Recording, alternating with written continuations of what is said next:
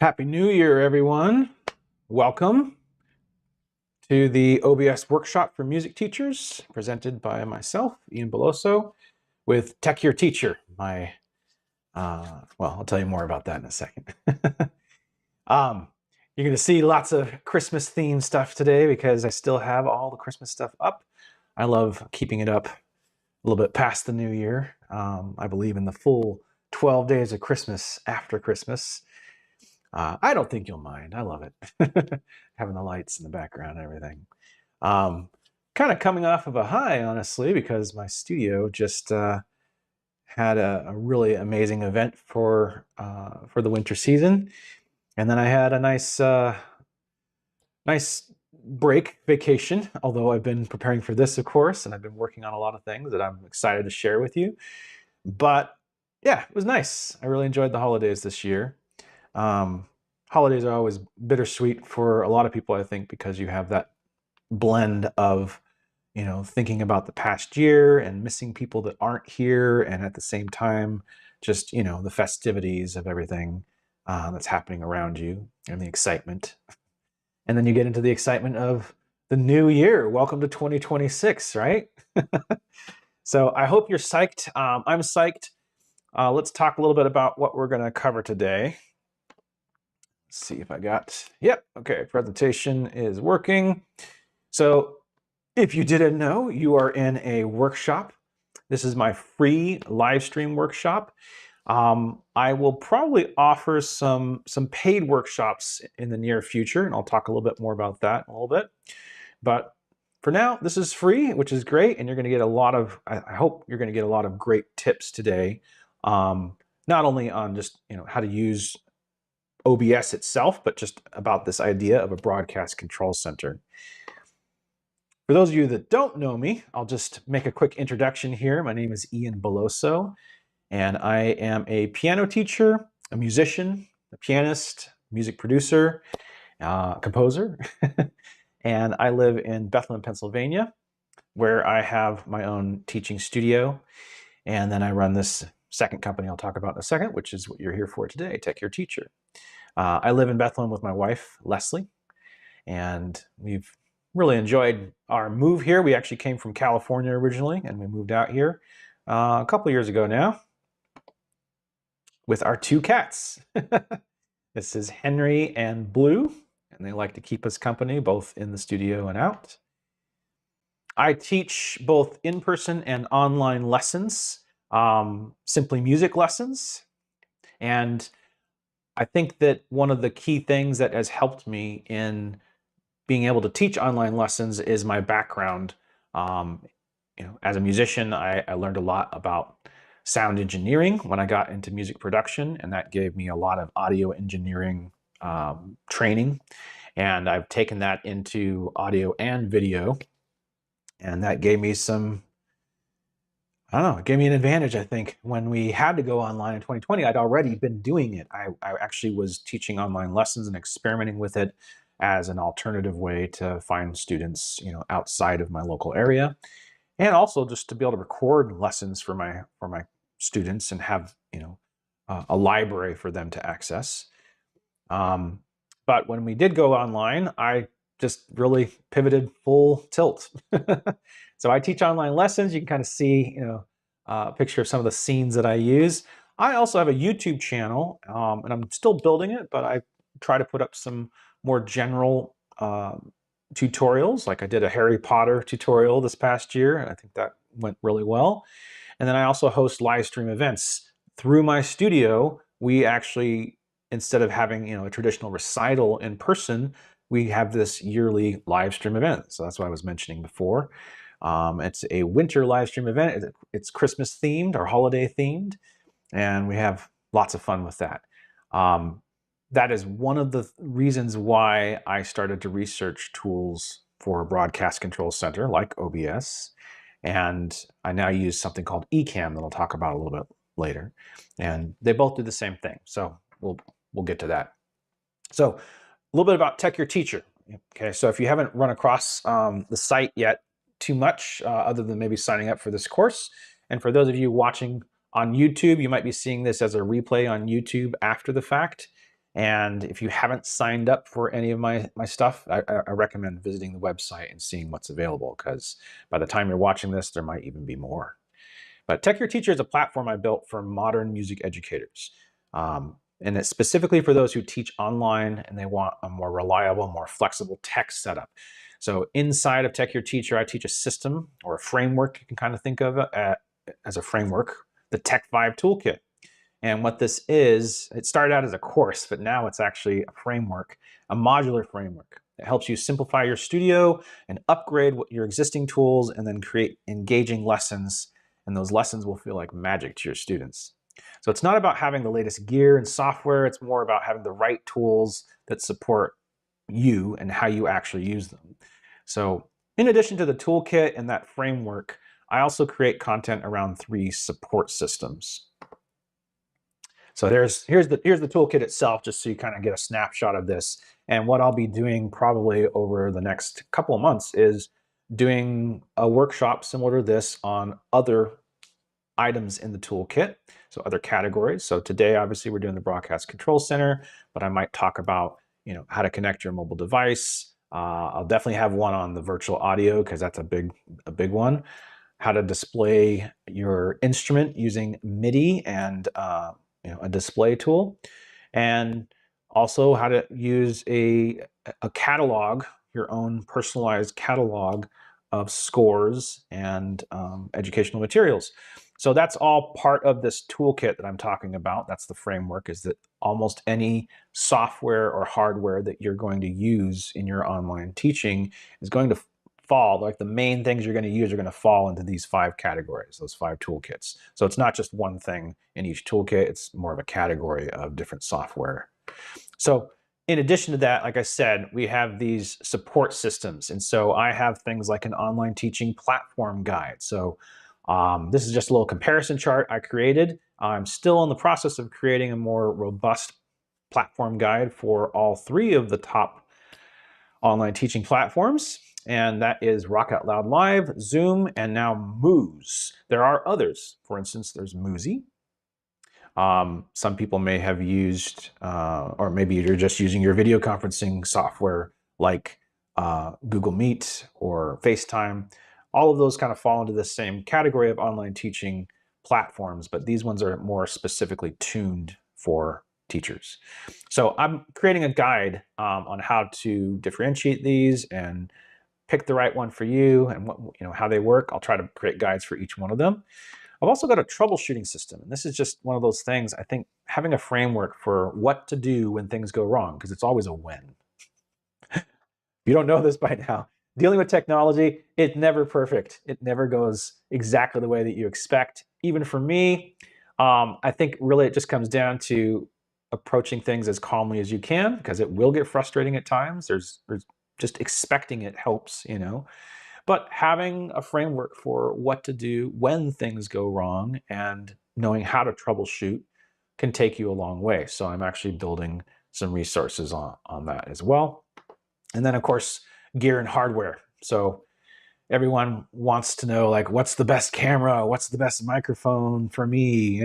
Should I buy an audio interface? Should I get a Stream Deck? All these different things. So I do use a lot of these tools, and I'm familiar with quite a few, even the ones that I don't have. And I think it'd be good to have some gear recommendations and also setup guides for gear when you do purchase it. So I'll be creating that as well. So as I said earlier, today's focus is going to be on just one of the tools in the Tech5 toolkit, and that is the Broadcast Control Center. I think it would be really good for you today to download my resource guide. So that's specifically something I made for this workshop. It gives you kind of bonus tips and tools and tricks. Tricks is not a good word. It's not really tricks. So this is what it looks like.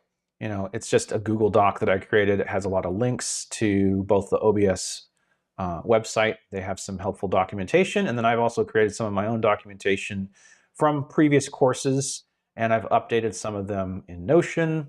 And so you can click on those links to review it. In addition, you're going to be able to access things like my course that's coming up. So I keep mentioning courses. Really, one of the main courses I have right now is this one that is tied directly to the workshop today, which is called OBS in a Day. And really, this isn't really a full-fledged course. It's more of what I call a pocket product or a mini course. OBS in a Day is exactly what it says. So if you want to learn OBS and have kind of a guided step-by-step on how to build OBS, and not just build, but also learn how to use it a little bit more in just an afternoon, maybe, you could purchase that course and you'd be up and running real quickly. So that's sort of what I'm doing today anyway, but in a workshop, I have to kind of run through things pretty quickly. Here, you can really go back and review things. There'll be additional documentation connected to specific lessons. It's a lot more structured. That's the whole idea. So if you need a structure, if you're one of those people that's very DIY, but you want to be able to go back and have something to refer to that's already created for you somewhat, that's what this is going to be. And I'll tell you, it's not available yet, but if you go to the link on the QR code, you're going to be able to sign up for it. I'm planning to have it available by the end of this month. And if you sign up for it ahead of time, then you're going to get notified as soon as it launches. So I definitely recommend that. And I'll even be showing you some preview videos from that course today, so you can kind of get a heads up of what that's going to look like. Okay, so on to the show. Now, before we do that, actually, I probably should just give you an idea of what today is going to be like. So let's do a little overview of what I'm covering today. So for those of you that have watched before too, it'd probably be helpful for you to know, like, okay, how much time am I going to spend just explaining the basics, right? Because the first part of this workshop really is that. It's meant for people that are just starting out, or maybe they've only tinkered with OBS a little bit. If you're returning here and you've watched maybe my previous workshop that I did a few months ago, I am going to have some new content today and some more targeted stuff for you, but I will be starting from the same place, which is talking a little bit about, what is a broadcast control center? What is OBS? Why should we use it? What are some specific use cases? And then I'll dive into just the basics, like how do I get a hold of this software? I'm going to download and install it. I'll talk about the first time setup. And actually in the guide, the downloadable resource guide, this one, I've actually got some documentation that will take you through that user interface and the first time setup. So again, make sure that you get this, especially if you're going to want to rewatch this. So, oh, wrong scene. Let's go back to our overview. Okay, so as I said, first time setup, we'll go over, I'll give you a little tour, a live tour of OBS, and just kind of show you around if you've never really seen it before. But we're going to be talking about 3 essential scenes for music lessons. And I've really boiled this down, to like, what is the most important thing that your students need to see? If you're going to build this thing, there's lots of ways that you're going to see some examples from me later of like, how could I really build this out? But if you want to just boil it down to like, what do I create first and what's the most important thing that I need to do right now? That's what this is. The 3 essential scenes is going to simplify things for you. And then I'll get into actually how do we build those scenes. I'm going to walk you through it step by step. And then we're going to get into how to connect that. How do I actually connect OBS or my broadcast control center with a platform like RockOutLoud or Zoom or Moose? And it pretty much works the same way on all of them, but seeing some examples helps. And also we're going to talk about audio, because that's something I'm not actually going to cover in detail today. That's a whole other course actually, and I will be creating that course. But as you saw in the toolkit, virtual microphone and virtual camera, those are like a different class, a different category of things that need to be covered separately.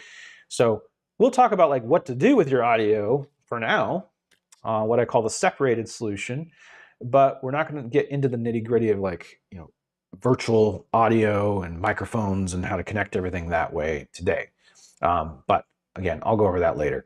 And then we'll talk about, some steps you can take to go further. If you want, more help, obviously there's the course, like I pointed out already, but you can also get one-on-one coaching with me, and I have a program set up for that now, so you can sign up for that if you're wanting to go a little bit further or get some hands-on help.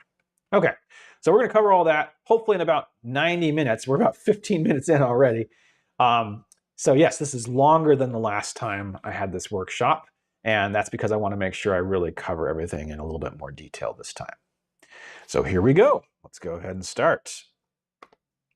Back to the presentation. So we're just going to dive right in here to what on earth is a broadcast control center. I think you know that OBS is one of these things, the broadcast control center, but some people don't realize, what's really going on behind the scenes there. So a broadcast control center is a type of software. All right. So in the picture here, you can kind of see like there's a lot of hardware involved for people that are behind the scenes. If you ever watched a live news or sports program, you're going to get those behind the scenes glimpses of this control center that's, in the newsroom. And really that's what's called the broadcast production area of the show. And that works in collaboration with teams of people. They all work together. There's producers and directors that are working from that control room. And then there's the people that are on camera in the newsroom, the actual cameramen, the actual audio guys, the engineers, like they're all there, but they're at different places. So, at any given moment, that team is going to direct which person's microphone, which person's camera is on, which one is the focus, right? That's all happening, combining all of those live elements together. So the lighting, the media, the music, the titles, the subtitles, close-ups, remote interviews, phone calls, even the commercials, they're all like seamlessly combined and mixed together to create what we just think of as the show. So that's what happens inside of a broadcast control center. And, the software that is available to us really gives us some pretty powerful ways of becoming that type of setup without having a whole team, without having a whole news center and a big hardware setup. So really any software that functions that way I would call broadcast control software. And you're seeing 3 of the most common ones listed here, one of which is OBS, the one we're going to cover mostly today. But I just want to point out that there are others. So ManyCam was one that was around, quite a few years, even before OBS became popular. It's probably been the one most used by teachers, but the last few years, it got bought out by another company, and I think it has kind of, I don't know, they don't feel as functional as OBS and Ecamm is the big one, and I'll talk about in just a second, right? So, but it's still around. It's still a good one to start out with if you want to just play around with things. But I always recommend OBS first, and we're going to talk about why in just a second. So maybe we just move on to that.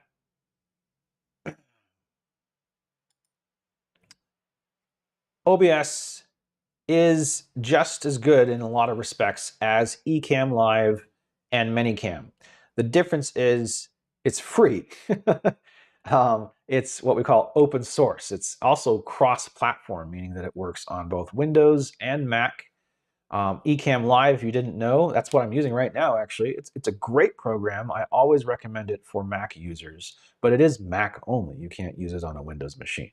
So if you have a Windows machine or you don't want to pay for it because it is a pretty substantial cost for these programs, then OBS is a great option because it is customizable, it's open sourced, and it's free.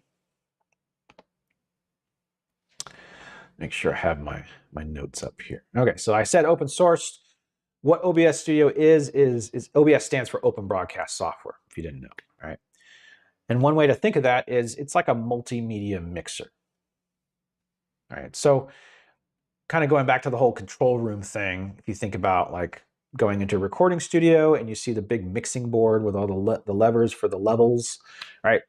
That's just for controlling the sound, but there's also control boards for lighting and for video that look kind of similar, lots of channels and stuff. But that's really what OBS is it's a multimedia mixer. It's one way to think of it anyway. It's important to know, though, that it was originally designed for gamers. And this is why if you go and you start going down the rabbit hole on YouTube, looking for tutorials on OBS, you're going to see a lot of references about streaming on Twitch and making sure that your game shows up and using a separate computer for that video game. Like there's all this different stuff for gamers because that's the way it was originally designed. So, most of the tutorials you're going to come across are aimed at gamers or other content creators because it's actually used by lots of different content creators and live streaming for pretty much anything now, church services, music performances, and more. But why should we use it is the big question, right? If it was made for these other people, why is it important that we use it as music teachers? And I've highlighted some of the benefits of OBS earlier. Why I've chosen to feature this over other alternatives is because it's cross-platform, because it has those same powerful features that are in the paid programs, and it's free, right? But I think it's also worth considering some more specific benefits for us as music teachers, okay? So one of those is it's going to give you more control over your virtual environment. If you just are using Zoom or you're just using FaceTime, basically the creators of those programs are going to dictate what does the interface look like for your student and how do they see you, how do they interact with you. If you want more control over that, over your cameras, over your instrument, over the different things that you want to show your student, like your score, well, then you either have to really, really tweak that program, and there's only so much you can do with it, or you have to use something like this, a third-party tool, to create that and control that virtual environment. So it's worth considering because I think it creates a more immersive environment for your student. It allows you to do a lot more because it's more flexible, but it's a more like connected experience. And by connected, I just mean like you can connect with your student, but they're also like in the room with you, right? It's a little bit more like actually being in person because you can design the environment.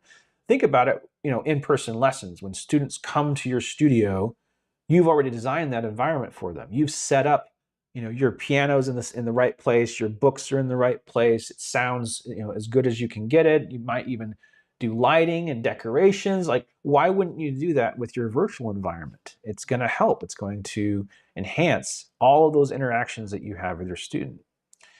And, by cinematic, I'm really just talking about like, this aspect of theater, because there's a little bit of theater to it, in the sense that your students, they do watch, but theater is not passive, If you think about video games, that kind of proves this, that audience interaction has always been a characteristic of good theater. You want your students to interact with you, but it is sort of a production, and that's what we're creating here. So OBS is a customizable and expandable interface, and it can be used for lessons, but it gives you less reliance on just the stock, platform and the way that things look. So you get more control of your environment, you get a more immersive cinematic experience for your students, and then, like I said, there's less reliance on the platform then. So perfect example of this, there's always updates happening with platforms. I use both RockOutLoud.Live, and then I also use another program called Moose, which is a little bit newer. And both of them are constantly doing updates, but something happened because RockOutLoud runs in Zoom. It doesn't run in Zoom. It runs in Google Chrome, my browser, right? And when Google Chrome does an update, sometimes that will break things in RockOutLoud. This happened just a couple of months ago, where you could no longer switch cameras at all because Google Chrome made that feature, basically unusable.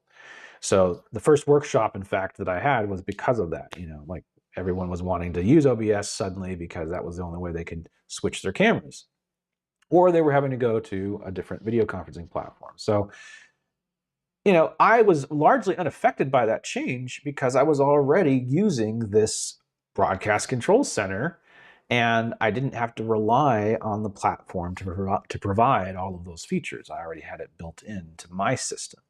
So that customization can go a long way to making you less reliant on a particular music teaching platform or video conferencing software. And then I could just switch from one to the other pretty easily too, by the way, without having to change a bunch of things, So it's worth considering for that. Let's talk about customizable and expandable. And that just goes, to what I was saying. Like, you can actually add on more things. We're going to go over very simple examples today when I build the scenes, but you can do a lot with it. And I'll show you some examples of that as well. Okay, so that's the why. Maybe we'll talk a little bit about use cases. All right, so for today's purposes, today's discussion is going to be applicable to one specific use case, and that is live lessons, right? We're going to deliver live lessons to our students over the internet on an online teaching platform. But there's actually a lot of other possibilities. Like, it can be used for recording. It can, like tutorials. I use it that way all the time. So like those Harry Potter tutorials that I just mentioned on my YouTube channel, I created those using my broadcast control center. If I wanted to do live streaming, which is what I'm doing right now, I'm using my broadcast control center to create the environment that I want to put onto the live stream. All right. So if you got into that, it works great for online recitals. Gives you a lot more control over that as well.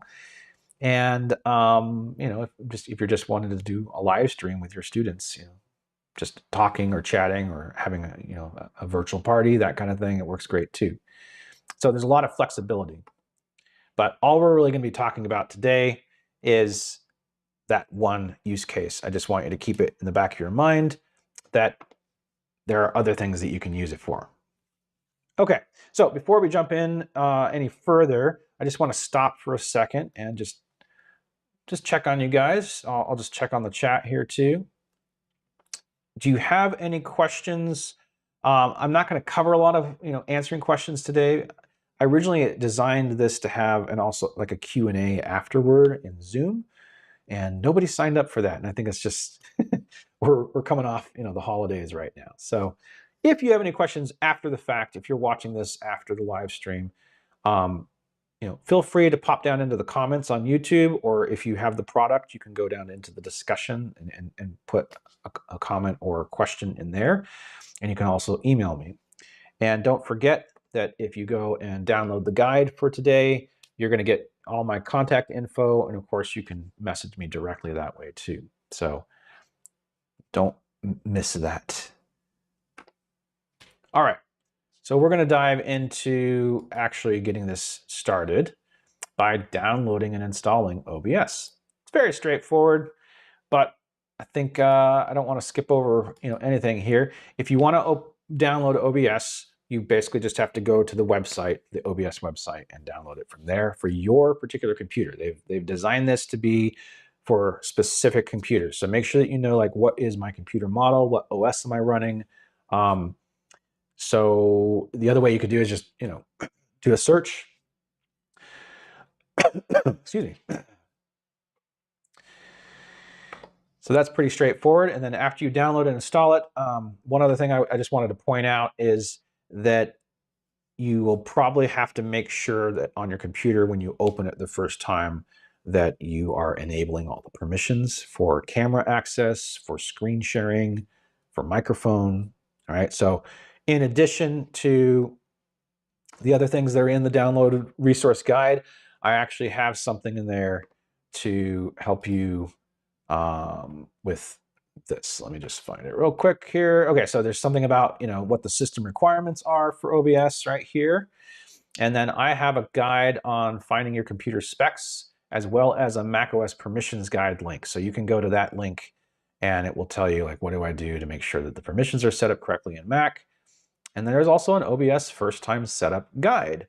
So don't forget that. We're about to talk about that a little bit more in depth here, but you're going to want to refer back to that guide coming up. All right, so what I'm going to do now, and this is basically just because I wanted to make sure that I didn't take up too many system resources, running too many things at once, and also just for, make it easier on me so I don't have to create things multiple times. I'm going to give you a little course preview of the first time setup flow that I already created in the videos. And I'm not going to watch the whole thing because I think it's about 12 minutes, but I'm just going to give you a little preview. And then, like I said, make sure that you go and look at that first time setup guide. It's actually going to give you a checklist, you know, of all these things that I covered in the video.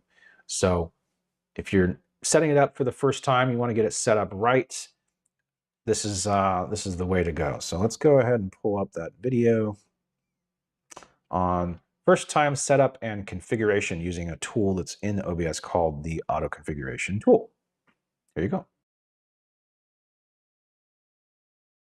So one of the great features that was added to OBS pretty recently is the auto configuration wizard. This is a fantastic way to get started without having to go through the much longer process of digging into the settings menu. And especially if you don't really know what all of the settings do. I mean, you can always learn more about the various settings later, but for now, you can just dive in and get started. So you may be prompted to run the auto configuration wizard the first time you open OBS. If not, then you can find the wizard in the tools menu at the top of the screen.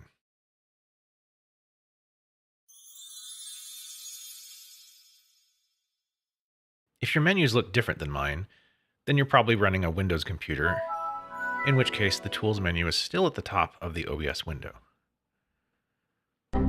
So the auto configuration wizard is open, and you're prompted to choose one of three options based on what purpose you want to optimize OBS for. So this first one is for streaming. Recording is secondary. Or we can optimize it for just recording. So if you're not streaming. And then the last one says I will only be using the virtual camera. As an online teacher, you might think that the virtual camera option makes the most sense. However, I think there's a good chance that you'll be using the recording option as well. Once you get used to OBS, I think you'll actually be using it a lot. So let's go ahead and just optimize for recording now. That way you won't have to adjust any settings later. And don't worry, you'll still be able to use the virtual camera just fine. So in the video settings, they're wanting you to choose a base canvas resolution and FPS, which stands for frames per second. If you don't know what any of these are, you don't need to worry. I'm just going to have you choose my recommended settings.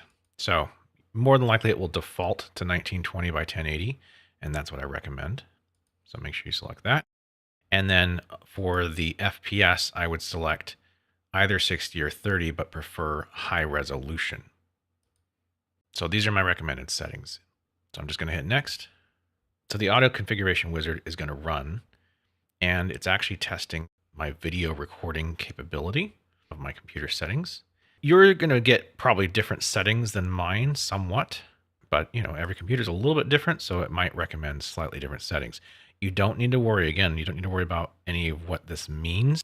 That's the whole point of the auto configuration wizard. It has already determined how to optimize it. Once you get there, you just click apply these settings. There's just a couple more manual settings we're going to change that I recommend. To get there, you're going to go down to settings. And you can see over here on the left side, we've got all these different menus. We're in the general menu right now. And if you just go over here to the language, select the language that you would like this to be. And there's some themes here. You might just test these out, see which one you prefer. So, you know, slightly different colors. Some are easier on the eyes than others. This default one that comes when you install it is called Yummy. But, you know, some people like that really bright white light. Wow, that's bright. I'm just going to stick with the default. A couple more things. We're going to go down to the updates here. Now, OBS, the app OBS keeps up to date and will let you know when there is a new update available to download. So what I recommend is that you just keep this on the stable channel and then check this, automatically check for updates on startup. That way it will let you know anytime there's a new one to download. You don't have to download it every time. So if you don't want to change anything or you're about to start a lesson, you can always elect not to download the update right away. But you want to at least be notified when there are new updates available. So that's what that is. The other thing that we're going to look for is the system tray. So if you come down here a little further. All right. Like I said, it's a 12-minute long video, and I don't want to show all of it on the stream here. But like I said, if you want a checklist, you can kind of see like I'm going through all of the different settings and giving you all of my recommendations for what to do kind of step by step. That's the hand-holding version. That's the one you're going to get in the course. But you can get a document that has a checklist of these things that will walk you through with screenshots by going and viewing the downloadable guide like I talked about. And it's going to be right in there, and you can go through that checklist and get your first time setup taken care of. So next up, what I'm going to do is we're actually going to go over to a, let's go back to presentation, and we're going to be going over to OBS Studio. And after this setup, like I talked about, the next thing that we're going to do is actually, oh, there it is. There's the course. I'll let you take a camera view of that QR code if you want. The link to this is also in the resource guide, though, FYI. Okay, so let's talk about just how things look when you first open it up. So this is just a little tour, and again, I have a tour UI guide in the course. And essentially, there are 5 basic, not scenes. There's 5 basic docs, right, that are in OBS. So when you're looking at it, I just kind of highlighted it in colors to make it really easy to differentiate. So there's scenes, which is in green here. And so we're going to be doing that in just a minute. I'm going to be showing you how to create the scenes. And inside of every scene, which is just sort of like a bucket of different sources, is what we call them, there are sources. So there's your list of sources right next to the scenes. And then there's an audio mixer. And the reason why there's an audio mixer is because OBS does have the ability to capture your microphone, your computer audio, and all these different things. I'm not going to be showing you how to set that up. Like I said, we're not really going to cover audio too much today, but just be aware that anything that you add into OBS that has an audio component, if you can hear it, it's going to show up in that audio mixer along with the name of the source. Then transitions, and transitions are really just like switching from one thing to another. I'm doing it right now, right? This is my scene where I have the presentation, and when I want to switch to the scene where it's just the full view of me, you can kind of see it had like this little movement to it, and OBS has a way to set up your transitions that same way. So I think that the 2 defaults that it gives you is cut, which is just like a really straight, instant scene transfer or instant scene transition. And then there's something called fade, which is just a more gradual, you know what a fade is. So then the last one, the controls, is, I think it's the most important one to focus on, but not yet. We're going to talk about it a little bit later. In the controls, you're going to have things like start streaming, start recording, and start your virtual camera. Those are the 3 main ones. And then you can also get to the settings from the controls. Up here in pink, what you're seeing is just the preview. And that's the window that's going to show you, like, what are my students seeing? My students aren't going to see any of this stuff down here at the bottom, those docs. They're going to see whatever's on the preview. And so if you're using the virtual camera that we'll talk about in a little bit, that is what is being sent over the virtual camera to your online teaching platform. All right, so all of those docs can be moved and even undocked and moved around on the screen. If you only want to see certain ones, you can turn them off. So just keep in mind, like, this whole thing is customizable, and they make it for, really anyone to use it for any use case. So let's talk real quick about those 3 essential scenes for music lessons. Okay, so let's get into that. Here we go. So there's really only 3 scenes that you need to create, and that is a chat scene, which is just front-facing camera looking directly at you. This is sort of the default that everyone already has, and that's for when you're wanting to talk to students. It's important to have a camera that's eye level with you, that you can look directly at when you're looking at your student on the screen. You want that camera kind of in front of you so that when you're looking at the student, it looks like you're looking at them. You don't want to be having a conversation with them and then looking off over here because your camera's on the side, right? That's just kind of like, whoa, who you're paying attention to, teacher? Pay attention to me, right?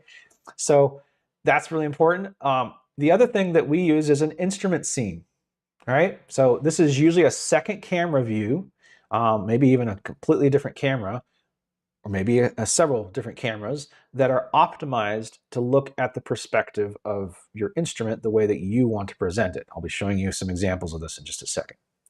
And then the third scene is what I call the curriculum and content scene. And that is basically anything else that you want to show, any other media that you want to share with your students or interact with your students. It's going to go in this scene, or it could go in this scene. So that could be your sheet music. That could be a whiteboard app.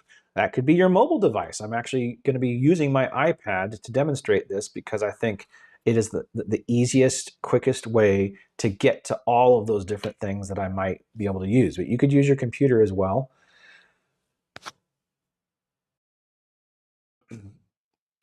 Whatever you do in that scene, you create, a way to view the curriculum and content that you want to show. And then everything else is just variations on a theme, variations on a scene. You can combine these three different essential scenes in lots of different ways to do whatever you need to in your lesson flow. So I'm just making sure that I covered everything here. Give me 1 second. So you can kind of think of that curriculum and content scene as being like the replacement for traditional screen share, right? Because that typically forces your camera view into a little corner of the screen. You kind of see I've already made mine over here because I don't want to take up the whole screen. I do want to have my content over there. You're looking at a curriculum and content scene right now. I'm showing my presentation, right? And if you were to do that with your students, you would want to make sure that it's set up the way that looks best for you. You want to design it, right? So if you need a close-up view of your hands to demonstrate technique, if you want to show the pedals, if you want interactive sheet music displayed directly above your hands on the keyboard, all of those are possible in OBS by making little changes to those three essential scenes and combining them in different ways. So it's really exciting what you can do.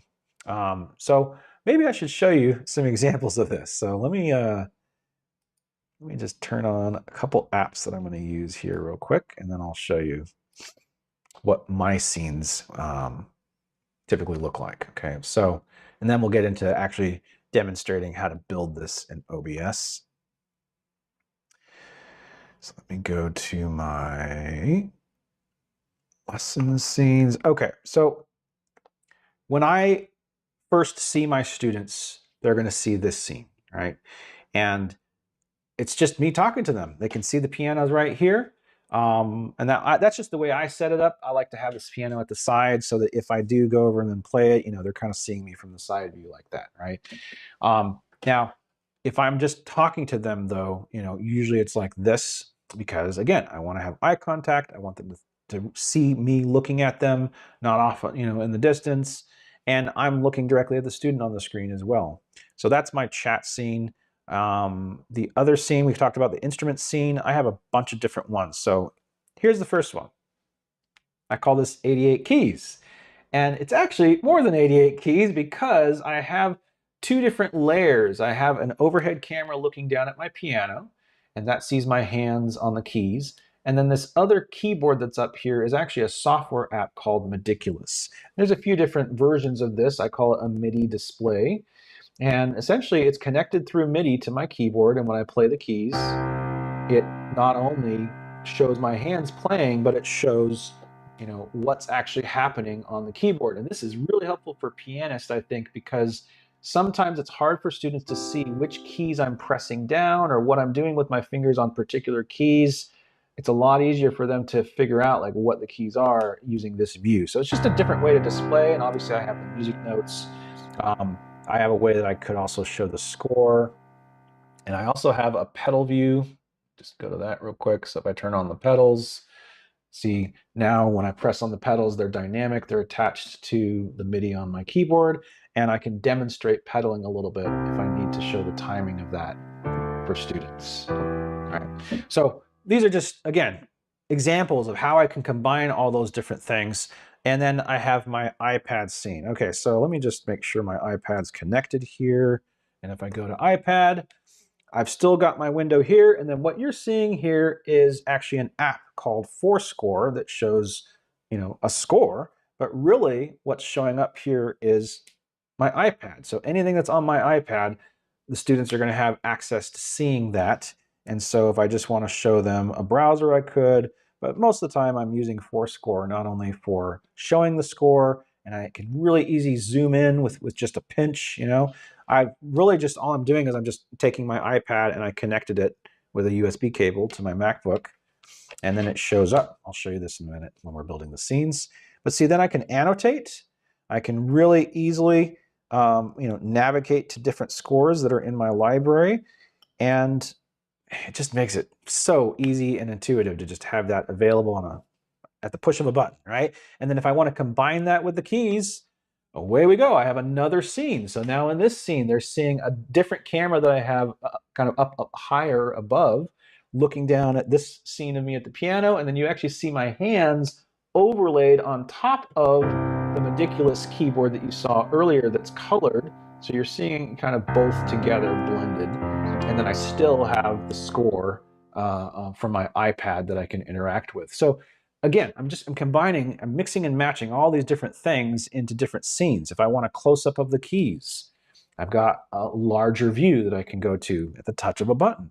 So all these different things you can do. It's just really amazing, I think, the possibilities. Okay, so let's go back. And the next thing that we're going to do, let me turn on another switch here. The next thing we're going to do is we're actually going to open up OBS. And what I'm going to do for you is show you how we would actually construct those three main scenes and a couple variations. Hope everyone's doing okay. If you don't know, we're about an hour, no, we're only about 45 minutes into this presentation. And I'm going to keep going. We're actually going to go about 90 minutes today, I believe. So I guess we're about halfway through. All right. Okay.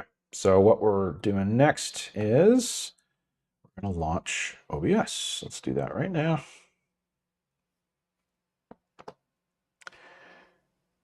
Share desktop. There we go. So I'm down here and you're just looking at my desktop. If I go to launch OBS, do that right here. Now this scene that's going to open up here is the first one I talked about. This is the chat scene. So I guess I can go ahead and turn off my, yeah, there you go. Okay, because you can see me right here. So this is the chat scene built inside of OBS. And what you can see over here under scenes is that I've got three scenes already pre-built. I have a chat. Here's the instrument scene. This is a very simple version, but it's still very powerful. And then I have CNC, that's my curriculum and content scene, which includes the iPad and the piano. Now, I've already combined some things here. You're kind of seeing the finished product here. So what I'm going to do real quick is change to a brand new scene collection that doesn't have anything created. And what we're going to do is go ahead and build these. Which one is it? I want the one that's called, oh man, should be start from scratch. There it is, blank, start from scratch. Okay. Okay. So now you can't see anything because there's nothing here. This is how it would look when you first open up OBS. And so what we're going to do is we are going to go down into the scenes, just check something real quick here. I want to make sure that I've got everything connected properly. Okay, just making sure. All right, back to the desktop. We're going to build this one. See, it's going to give you one scene automatically. You can't have any less than one scene, but there's nothing inside the sources here. So what you have to do with this scene to add your camera to it is to click on the little plus button and look for video capture device. I believe on Windows it's called the same thing. And so when you open up a video capture device, that's a camera, and it's going to want you to create a name. And the name for this is really whatever you want it to be, just to make it really simple for me. I usually use the name of the actual device. So the camera that I'm going to use is called the Lumina. So I actually name it after that camera. And that's just because I'm going to have multiple cameras. So here you go. Now I'm going to choose the device. And you can see I have a lot of cameras. This is called the Lumina camera. And what I recommend is that you just use this preset that says hi. All right. And if you do that, it's usually going to give you the highest resolution. But if you don't like that, or it doesn't look right to you, or you know you have a higher resolution, it's not showing it, you can actually go in here in the drop down and choose it. So I can go all the way up to 4K with this. Let's go and just do 1920 by 1080. That's standard HD, which is going to fill up the entire canvas, because this preview canvas is also set to 1920 by 1080. Okay, so it fills up the whole screen. This is basically done, right? This is the scene that we want to be our chat scene. And so let's go ahead and rename it. So on the scene, I right click, I'm going to go up to rename, and we'll just call it our chat. I'm capitalizing just because I like to do that for scenes. And then you can see in chat, there is just one source, the Lumina, which is my camera. Now, if I want to create a second scene with the instrument, the thing to keep in mind is that you're not going to want just your instrument to be in that scene. You're also going to want an alternative view of this chat scene to also be in there, right? Your camera view.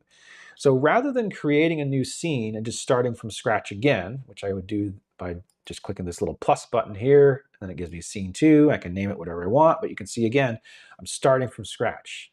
So I'm going to go ahead and delete that. And it always confirms when you delete things. Yes, okay, so we're back to this scene. If I want to create that scene with the instrument and add another camera, I still want this camera to be available to tweak around it, because I want both of them to show. So in order to do that, a little easier rather than starting from scratch, I'm actually going to duplicate this scene. So I'm going to right click on the chat scene, click on duplicate, and it names it chat 2 because you can't have the same name twice. In this case though, we're going to actually call it instrument. Now, I could do that and then I could add my piano in, but because I know already that in both the chat and the instrument, actually all, the chat, the instrument, and the curriculum and content scenes are all going to have this camera in addition to the other things, I'm going to do all of it, in the chat scene first, and then I'm going to duplicate it. So once again, I'm going to delete this. And so in the chat scene, I'm going to go ahead and add my other sources. And I don't care how they look yet. We're going to customize that in just a second. But I have a second video capture device. And this one is actually called the Brio. It's the Logitech Brio, which I have hanging above my piano. If you're a guitarist, you might have a second camera pointed at your fretboard. Or maybe even as a singer, you have a secondary view. But if you have a different camera, you want to choose that. Now, the way that mine is set up, it's upside down, and we're going to fix that just by right-clicking on the source and going to transform. And you can rotate it 180 degrees. And that's just the way the camera is right now. So there you go. You got my nice keyboard with all the messy stuff in the background. And what we're going to do in the next scene is crop that so you don't have to see everything. But again, we have another item that we need to add, and that is the iPad. And if I have my iPad plugged in, really all I need to do is add a video capture device, name it the iPad, and then look for that in the devices, and it will show up right alongside your cameras. And again, I'll use the high preset. Sometimes things are such high resolution, like my iPad, that it will go off screen. So that's what you're seeing, is it's just huge, right? So if you need to resize this to make sure it fits on the canvas, what you do is you just right click on that source. This is the iPad, which is blue. That means it's selected. And we go to transform and fit to screen. And that'll make sure that it fits within the preview. Now, you'll notice the red bars. All of these little red bars are for you to resize and crop. And sometimes those red bars will be, it'll give you margins, and that's okay. We're gonna mess with those in just a second. So the whole point here is that I have all of my sources already in here, and then anytime I duplicate this scene, I'll have all the sources already in place, and I just have to tweak them for that particular scene. So let's start by tweaking this for the instrument scene. And what I'll do is just go ahead and do duplicate. Rename it instrument. And right away, things are not the way that we want them to be, right? So let's go back to the chat scene, actually. I'll just switch over here, which looks exactly the same. Right now you can't even tell I switched because they're exact duplicates. But in the chat scene, I'm going to make sure that the Lumina, my face camera, is all the way on the top here because, oops. Now, I can move it up by clicking and dragging it up, by the way. Sometimes that doesn't work. You can see it dropped it in the second slot. You could also use these arrows down here. As long as you know it's selected with the little blue stripe, then it pops up, in whatever order you move it, right? So it's going to move it down or move it up. Now, whatever one's on the top, you can kind of see it here that it's the top layer.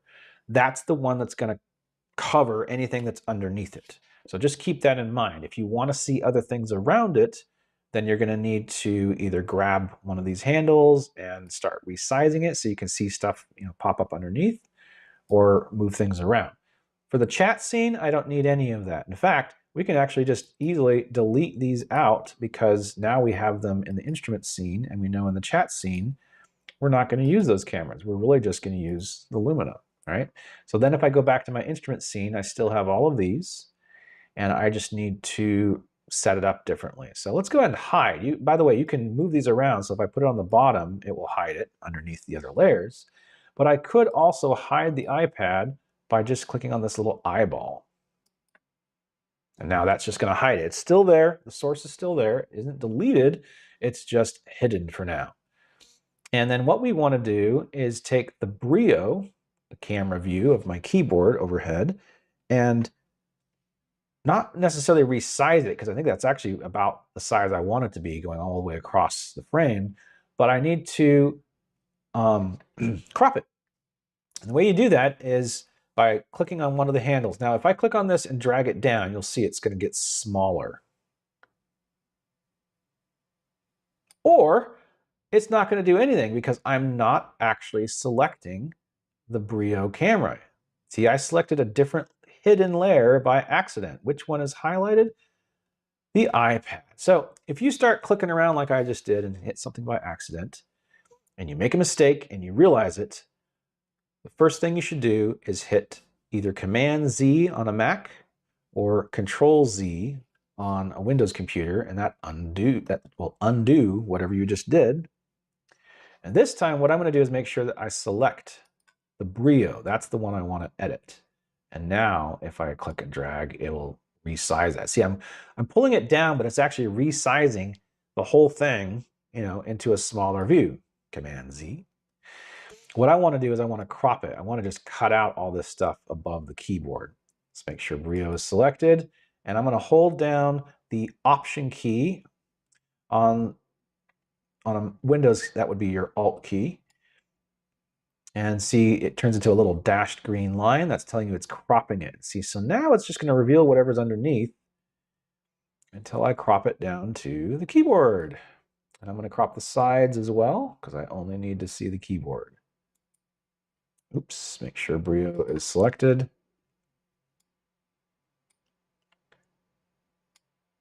Now you could crop all the way up here, but keep in mind that if you want to show like more of your wrist or something, you may not want to crop all the way that high. So I like to leave just a little bit extra down here so that when you're seeing it in the camera view, you can see my full hands and a little bit of wrist. All right. Now, it's not big enough now that I cropped it, right? So what do? I make sure that I have that one selected. And what I'm going to do for now is just put it down in the corner, grab this corner, and as I raise it up, it's going to make it bigger until it snaps into place across the entire frame. Now, I actually don't like doing that, by the way. I don't like using the whole frame when I'm doing music lessons. You want to keep some margin on the sides. This is just a sort of a design principle. And I'll show you how that looks in just a minute when we get into adding a background. Right? But for now, this is fine, just to give me a sense of where are things. So I have the keyboard here now. My Lumina is behind that. And what I might want to do here is resize this. So I'm just going to click at the bottom here and pull it up until it's sitting on top of the keyboard. See, there we go. So you can still see all of me. I could have left it as it is. You can still see my head, but now on the sides here, you're seeing the number of pixels on each side. If you don't want to have to do math or figure out where center is, it kind of shows you, it will kind of click into place with the mouse, but it unfortunately doesn't show you that like center line when you get there in the center. So if you want a quick way to make sure that it is centered in the frame, go down to your sources and right click on that source, and again go to transform, and you can go center horizontally. So now it moves it in the center, and you can see, looking at the pixel count, that they're the same now, right? It's even. All right, so I've got that there. I've got my keyboard. And for the instrument scene, I don't actually want the iPad. So what I'm going to do before I do any further changes is I'm going to go ahead and duplicate this. And remember, our third scene was going to be the C&C, which is your curriculum and content. You can call it whatever you want. I could have just called it the iPad scene, or my score scene, or my music scene. Music's too generic. That's why I don't want to call it that. Make it something specific, right? So then my instrument scene is basically done, right? I've got this instrument showing up here. I can play that, and the students will see my hands, and then I'm still on the frame. If you have other cameras to see different views of you at the keyboard, you could use one of those. And you can change this, by the way. Right now I have the Lumina selected. Maybe I wanted to add a different view of me, so I could just do, again, add a video capture device. And this time is going to be, I have another camera called the OBS bot. And this is the one that you saw earlier that's looking down a little bit higher up. OBS bot, there it is. And preset is high. And you can kind of see it's up there, so it's kind of looking down, and I think that's a better view for most students. They can see things a little clearer. So I'll use this one instead of the Lumina. Let's go ahead and just hide the Lumina for now. And this is on top, but I need to resize it to make sure that it's above the keyboard like we had the Lumina a minute ago. So I'll do the same thing there. Do the same thing we did as well to go to transform and center horizontally. And I could crop this as well. If I don't want to see the speakers, I could go hold down the option key and just crop this all the way over here like that. I could even crop me out. I don't really want to do that. But normally I'm sitting at the piano in this scene, right? So they only really need to see about that far back, right? And that would be fine. And I have kind of a square if I do that. I'm just going to leave it as is because I think it looks fine the way it is. And there you go. So that could be your instrument scene. And then let's go to the C&C. So we still have the keyboard, and we still have the chat, right? But what we need to do now is make space for the score. So here's where you would want to probably crop some things out. I could take the Lumina and crop this to just, like my face and shoulders. And I don't need all this up here either, so I could even crop it down. And then move this over here. And that means this whole black space right here could be my iPad or a score, right? And so I'm going to add that in. And in fact, I've already have, right? The iPad's already there. I just need to unhide it and resize it. So same thing. I'm going to put it up here above the keyboard. And if I grab this handle over here, it'll actually start to move it over, even though I'm not technically resizing. It won't start resizing it till it hits the actual object, right? So as soon as it gets there, right, that's going to start to shrink instead, right? So if I just move it over, then I know it's kind of centered, right, next to the picture of me. So now I have the score, I have my keyboard, and I have the picture of me, and I can talk to the student when I need to. I can do things on the keyboard here, and then I have the score to show what I'm doing. All right, so that's the basic 3 scenes. And if that looks great to you and you think like, well, that's fine, that's what I would use from day to day, then you're done. But like you saw in mine, I added a few other things that I think are worth at least considering. And that is a background and a logo would be the first two things, right? So on all of these scenes, I could add a background. And what I would do is go to my sources and add an image. And I'm just going to name this BG for background. And then you got to select the file. All right, so I have an image saved in my wallpapers. Go to wallpaper. And I think I have some gradient backgrounds. I like this kind of green, dark green gradient background. So there you go. Now it's going to show up right on top. Remember the layers, it's on top here. So I would need to move it down underneath the Lumina, but then you can't see it, right? So this is where some of the design aspects come in. How much of this background do I want to see around my picture? So I could either crop the picture or resize the picture, not picture, but my camera. All right, and what it would do is it would create kind of a border around my camera, which I like because one, and I'll go ahead and just do the center horizontally like we did before. For one thing, it creates some margin because you have to remember your student is going to be either looking at this on their iPad or their tablet or maybe on their computer, and they're going to see this view of you that's in the preview, but they might also see some overlays like the view of themselves or other students. If you're in a group class, they'll see the little controls down here. They might see the logo of Zoom or RockOutLoud.Live up on the top, right? There's all the things that are in the interface still that you have to account for a little bit, and the best way to do that is just to leave some margin. And I just think it looks better too because now I'm in a space. I have a frame around me. I could change this background seasonally. I do all the time. I change the background to be, Christmas themed or summer themed or, that kind of stuff. And you can have some fun with that and give it a little personality.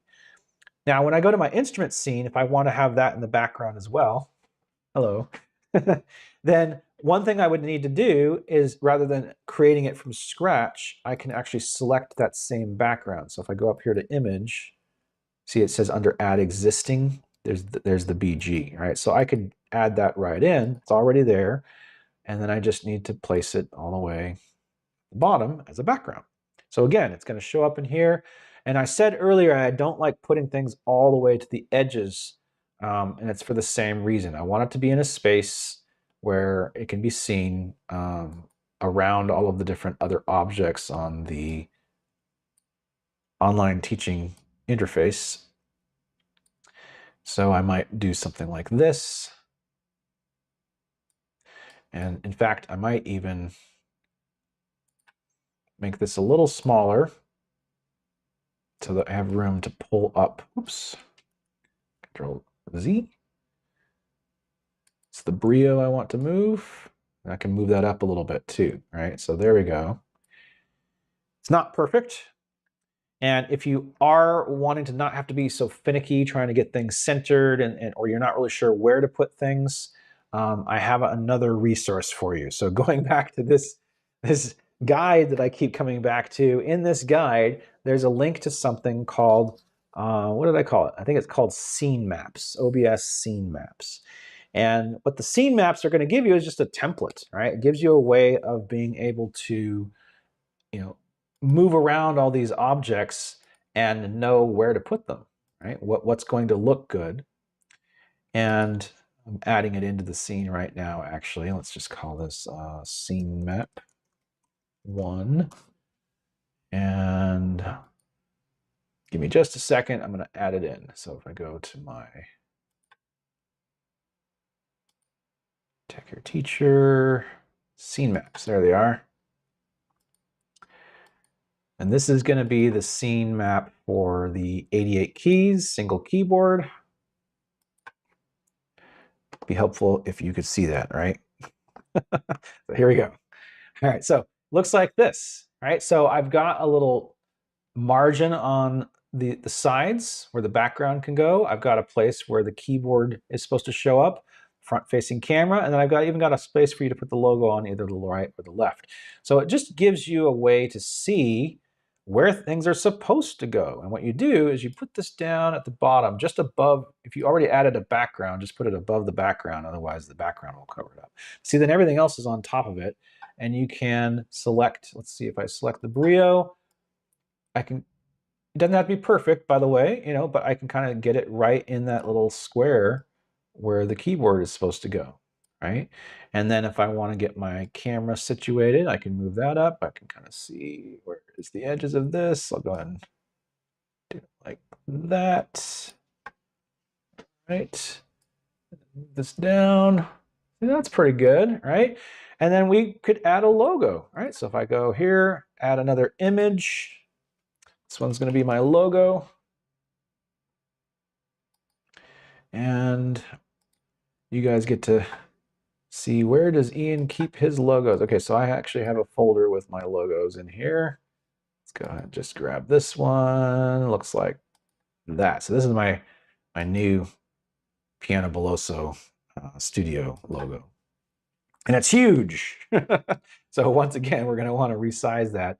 I'm going to go ahead and just drag it up here like this. Move it down. And there you go. So I've got my logo over there. I could have put it on this side as well. And then I've got the keys, and then I've got the background around it. And then when you're done with the scene map, you can either delete it or just hide it. And now you exist in this virtual space where things kind of float. And it looks, I think it just looks better. I think your students will be impressed by it, and I think that they will want to interact with it. It looks like you put some intention into it, you know? It's designed. So you do that, and then I have scene maps for other things too. I have actually, gosh, a bunch of different scene maps. So if you go and you purchase that download, you'll get a bunch of image files that you can just unzip. And then you just add them in like I did, and they're labeled by scene, so you can very clearly set them up for whatever scene you want. So where are we? Let's see. We're in the live demo of scene construction, right? So I think, oh, let's talk about switching scenes. So you already saw this a little bit, right? If I am in OBS and I want to switch a scene, the easiest thing to do is just to use my mouse, right? If I have OBS in view and it's right in front of me, I could just click on that scene and it switches to that scene, right? But what you're seeing right now is this, you know, tech demo where that's the only thing I have in view. But I've got, if I'm in a lesson, I'm going to have more than that. In fact, what I would normally do in a lesson is drag OBS over here like this, or I could even come over here and just make sure it's on the left side. And then I might have my browser or my other app for interacting with my student, my online teaching platform would be over there on the other side. The reason I put it over there is because my camera is right in front of that right side of my computer. Excuse me, I need to take a drink.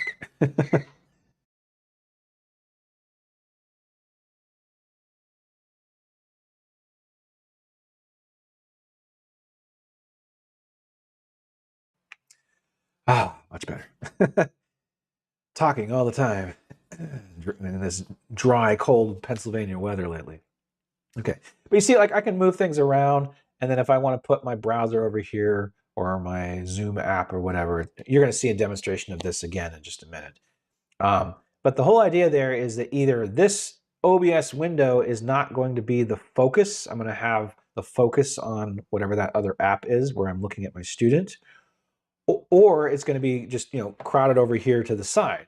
And so you may not want to have to use your mouse all the time, because the other thing you could do with your mouse is, rather than your mouse, you could use your keyboard. As long as this actual scene window is selected, I could use the down arrow on my keyboard, and that would also switch the scene.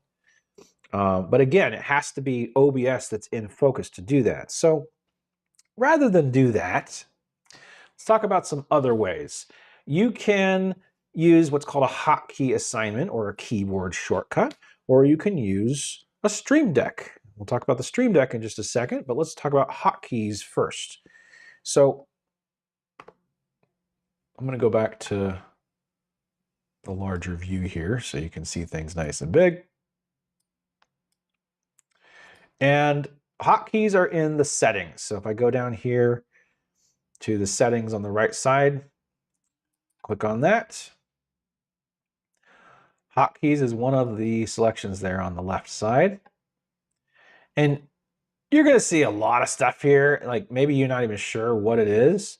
Really what we're looking for is the scene names, because that's what we're going to set this up for. So look for whatever you named your scenes, or you could even in the filter here, type that word. So I'm going to type in chat and it will show that, okay, there's the chat scene. Now it doesn't show anything on the right there, but if I click on it, oh, it doesn't do anything. Okay. So maybe that isn't really a great way to find it. I guess you are going to have to like search through it, but it's still, it shouldn't be too bad. You can kind of see right there. Oh, chat. Okay. That's why. It's because chat is actually a category. And what you're going to do is you're going to put in a hotkey to perform a particular action, which is switch to scene, right? This is what you want, switch to scene. So maybe if I had typed that in, switch to scene. Yeah, there you go. Now the chat switch to scene shows up there. And then the other scenes to switch to scene are there as well. So for the chat scene, what I would want to do is type in whatever the keyboard shortcut's going to be. I recommend using something that you know is not used by other programs. All right, so in my case, I'm going to use Control 1. All right, so if I type Control 1, it types that in there, and that binds that little keyboard shortcut to switching to the chat scene. I can do the same thing for the instrument scene. I could do Control 2. And for the C and C scene, I'll do Control 3. So you could just set these up here, and then once you hit OK, it's halfway there. Now, if I have OBS selected, if it's in focus, then no problem. I do my little keyboard shortcut to switch to the instrument scene, Control 2, and it didn't work. Control 3. Why didn't it work? Well, it has something to do with the fact, like I said, you want to make sure that your shortcuts are not tied already to something else. So I might have something else tied to that control shortcut. It could be part of it. But there's another thing you want to do. Going back into the settings, go all the way down to advanced here. And we're going to scroll down to hotkeys, all right? And this is hotkey focus behavior, right? So and what you're going to want to do is make sure that it says never disable hotkeys. Because if your OBS window is hidden or it's not in focus and you have it on disable when main window is in focus or not in focus, then those hotkeys won't work. You want them to work whether or not OBS is viewable. You want them to be like global hotkeys. So if never is selected and you have nothing else binded to that particular shortcut, let's see if it will work for me again. Nope, it's not working. And again, it's because I do have something binded. You can kind of see the mouse every time I hit control. I have it set up as a zoom. So you just have to play around with that. I mean, if you test it out like I just did, and you'll find out, okay, oh, I got something else that's already tied to that. So maybe I need to use a different hotkey. Let's go back to this again. Scene, switch to scene. Okay, so let's try, how about option 1? There we go. And notice it switched all of them. That's interesting. So it's smart. It knew that option 2, option 3 were going to be the ones that I wanted for the other scenes as well. Okay, so now let's see. Option 2. Hey, it switched. Option 3. Hey, it switched. See, so now I have that. And whether or not I have OBS in view, I could even not have it showing at all. By the way, that's something you can do up here is I have it up here in the menu bar, and I could hide OBS. Hey, where did it go, right? So I got to make sure it's showing up. But you might want that if you're only wanting to see your platform, you know, or your online teaching platform. You may want OBS to be hidden temporarily, and the shortcuts would still work. So that's the beauty of that. So the last thing is to use something like a Stream Deck. Now I have an actual Stream Deck Plus, which is a dedicated device that has buttons that you can assign and all of that. There's a lot of hype around the Stream Deck, and rightly so. It's a great device, all right? But you don't have to do that. You could just use your phone or iPad. There is a free mobile app version of the Stream Deck, and it will set up buttons, on the app, and it's the same thing. You just make sure that that's assigned to OBS, and you click it, and it switches the scene. It's really great. So you can find that, once again, on the resource doc. I have a link to download the Elgato Stream Deck for mobile. And there is both a free and a paid version. I think the paid version gives you, of course, more features or more buttons, but if you only have 3 scenes, you're probably going to do fine on the free version anyway, So that's that. So that's how we can get around a little bit if we're wanting to switch scenes. Next, how to connect OBS to RockOutLoud.Live or any online teaching platform. Okay, so now we're going to get into the nitty-gritty. A lot of you, this is the main thing. Like, okay, I got this thing. Now how do I make it talk to my other apps? And we're going to be using something called the virtual camera. I'll be talking about that. I'm going to give you another course preview. So I'm going to play another video. I think this video is about 5, maybe 6 minutes long. So I'm going to play the whole thing this time because this is really important information. And you're going to see exactly how to connect OBS using this feature called the virtual camera and make sure it shows up in either Zoom or RockOutLive. So here you go. In OBS Studio, there are 3 main outputs. And you can see these in the control section of the UI. I showed this to you before when we were looking at the UI tour, but one of them says start streaming, one says start recording, and the other one says start virtual camera. So I call them outputs. The streaming output goes to your YouTube or your Facebook channel or wherever you're going to stream to. The recording output goes to your hard drive. The virtual camera, where does that output to exactly? Where does it go? To see the other side of the virtual camera output, we'll have to look inside another program that will accept a video input. So the first step is to activate the virtual camera in OBS itself. You can click on Start Virtual Camera. The button has changed color, and I want you to notice that it's highlighted because it's active. Next, we're going to go and open our video conferencing app to connect the output of the virtual camera to the video input of the app. Let's start with Zoom. Probably the most straightforward way is if you actually start a new meeting. Down here in the bottom control area of Zoom, you'll see that there's a microphone area and a video area. This is just to start or stop your video camera. But if you actually click on the little up arrow here, it'll open up the settings for your video camera.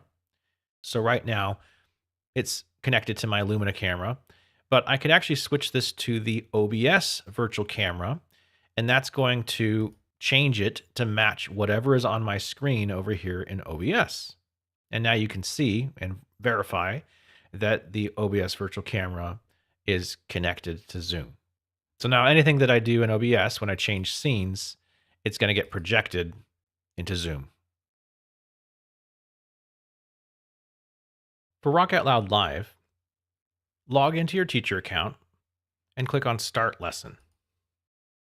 Make sure you allow the use of the camera and microphone for Google Chrome. And again, there's 2 ways that I can access the virtual camera. One is to go down to the camera selector, click the little pop-up. Might take a moment for all the different cameras to populate, depending on how many different cameras you have. But once again, we're going to look for OBS virtual camera. When I select that, it should change to match my OBS screen. One of the things that happens in RockOutLoud.Live is that it flips the screen so you can see everything is in reverse. That doesn't mean that your student is seeing it that way, but if this bothers you, you can change it by just clicking the little flip switch here and it will go back to the correct orientation. The second way is to access the settings in RockOutLoud.Live. And you can do that by going down to the little 3-dot ellipsis menu here and choosing Settings. And you'll get a little pop-up window. We're going to navigate to the video area. And just like before, it has a camera selection I can use the drop down to select OBS Virtual Camera. One other thing I wanted to mention about RockOutLoud.Live is that it looks like it's cutting it off. From this view where I have it almost full screen, it looks like I'm not able to see the entire picture. Your students can actually see the entire picture, and you can kind of verify this just looking at the thumbnail here on the top right. But that thumbnail is telling you, and you can actually expand it here just a little bit, that the OBS camera is showing the full picture. A couple other ways you can verify that is to actually switch from that full screen view to the gallery, tile view, we call it in RockOutLoud, but it's like gallery view in Zoom, for instance. Also keep in mind that the controls at the bottom of the screen are actually covering up some of your screen, but once those go away, you'll see a lot more of it. One thing that I do during the lesson is I actually take this Google Chrome window and I resize it. And you can see as I do that, what it's doing is allowing me to see OBS. And I use OBS to actually look at my scenes. Over here, I'm really just looking at my student. There's no student in there right now, obviously. But if it really bothers you and you want to use the Google Chrome to monitor the view of yourself, what you can do is resize this window. And instead of it taking up half the screen or what have you, as you resize, it's almost like the preview window when you're having to resize the picture elements to fit your canvas. Once you get to a certain point, it's not going to crop it anymore, and it will actually fit the right aspect ratio. So I will often resize this screen so that I can see myself in full view. And I'll even resize it to see the student better sometimes, because depending on how I have the window, I don't see the student very well, or again, it's being cropped. So again, I can resize this window how I see fit during the lesson to make sure that I can see things clearly. And I'm doing this on a pretty big monitor. I can see things pretty clearly already, but you can do it however you want. So that's just a tip. Unlike other outputs in OBS, the virtual camera only sends the video feed. So in order to hear the audio, you're either going to use an entirely separate device outside of OBS, or you'll need some kind of virtual microphone in order to send the audio to your teaching platform, just like your camera.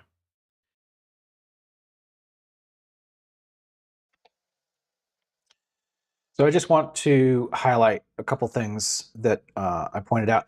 That video was recorded a little while ago. Obviously, the camera selector in Google Chrome has changed a little bit. So when you first launch RockOutLoud, the camera preference also pops up in addition to permissions for your microphone and camera. That was what was actually breaking RockOutLoud.Live in Chrome, was that camera preference was only letting you select one camera and then you couldn't switch it. That's been resolved and fixed now, as far as I know. Actually, I know because I tried it. In RockOutLoud.Live, you can now switch cameras even after doing that. So that's the only thing that's a little bit different. The other thing I want to point out is the whole thing about the audio. I mean, what about the audio? I've talked about it just briefly, and I showed you there that the audio doesn't get transferred from OBS along with your video. And that is what I would call one of the main problems or weaknesses of OBS, is it doesn't have a dedicated virtual microphone. Ecamm Live does, by the way. So if you do the pro version of the paid Ecamm Live plan, you get a virtual microphone, and then it's very easy. Whatever you connect the virtual camera to, you're also connecting the virtual microphone, and you get both the audio and the video coming directly from your broadcast control center, in this case Ecamm. But with OBS, you don't get the audio. So in the meantime, like I said, I have a whole other course on audio, and I'll probably do a workshop on it in the future. Let me know if you're interested in that. But for now, what I would like to suggest is that you use what I'm calling the separated solution. All right. So just an overview of what you just saw, kind of looking at the way that OBS captures video and then it sends it to your so-called outputs. So that could be your live stream, that could be a recording on your hard drive if you're just recording things, and it will capture the sound. If you're doing live streaming and you have a microphone and it's showing up in that audio mixer, that sound is also going to go to your recording. That sound is also going to go to YouTube or wherever you're streaming. But for whatever reason, if you're just using the virtual camera by itself, the sound doesn't go along with it. So it's helpful to know that that is a limitation, right? So if you're sending that virtual camera through Zoom or through RockOutLoud.Live, that's going to get sent to your student. Everything visual is going to transfer over, but you're going to need to rely on the sound coming into the student's ears from a separate solution. And what that solution is just, to use your microphone as you normally would and connect it directly to your platform. So when you choose the microphone for Zoom or you choose the microphone for RockOutLoud.Live, you're not going to have anything to do with OBS. You're just going to choose your microphone like you normally would, and the sound is going to go directly to your student. If you have a more complex setup, like if you have a piano, maybe you're using a microphone on your piano. Maybe you're capturing everything with that one microphone. Well, great, that makes it easier, right? But obviously things can get a little bit more complicated if you have a digital piano. If the sound is coming out the speakers, the microphone could capture that, but that can get a little more complex.